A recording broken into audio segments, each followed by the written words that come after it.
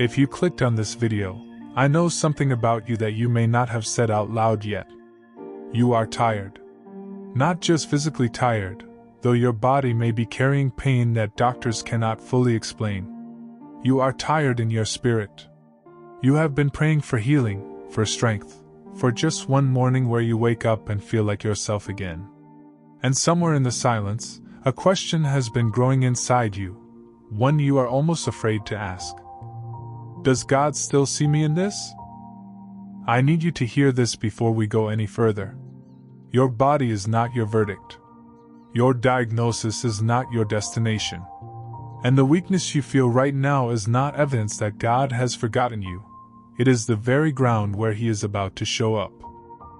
Most of us have fallen into a dangerous illusion. We believe that health is God's approval and sickness is His silence. We treat our bodies like a report card from heaven. But the Bible is not a transaction manual. It is a unified story about a God whose power is perfected. Listen carefully, in weakness.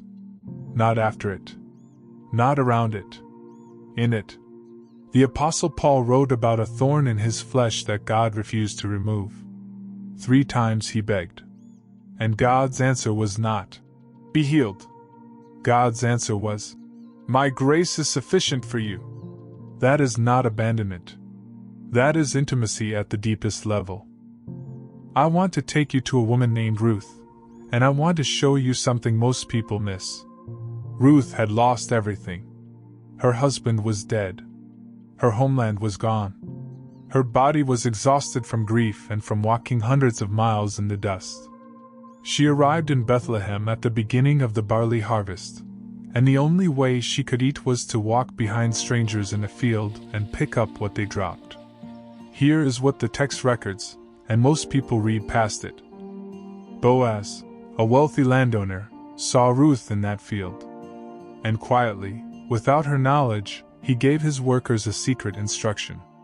He told them, "Let some grain fall on purpose. Leave it for her." Ruth thought she was surviving on scraps. She did not know she was being covered. That is the picture of where you are right now. You look at your body, and you see what is falling away. But God is moving in the field of your life, whispering instructions you cannot hear yet, making sure that what reaches you is exactly what you need to make it through this season. I want to take you to a woman named Ruth, and I want to show you something most people miss. Ruth had lost everything. Her husband was dead. Her homeland was gone. Her body was exhausted from grief and from walking hundreds of miles in the dust. She arrived in Bethlehem at the beginning of the barley harvest, and the only way she could eat was to walk behind strangers in a field and pick up what they dropped. Here is what the text records, and most people read past it.